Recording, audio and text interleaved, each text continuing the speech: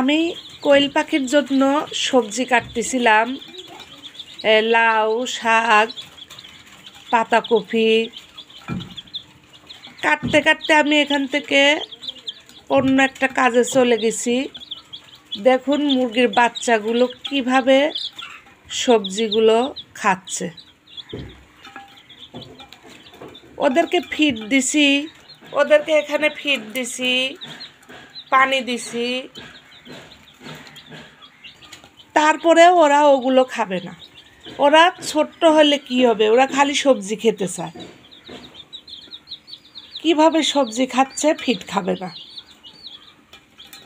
সবগুলো প্লেটের মধ্যে উঠে গেছে, বটি রইছেই, প্লেটের মধ্যে উঠে যায় খাচ্ছে।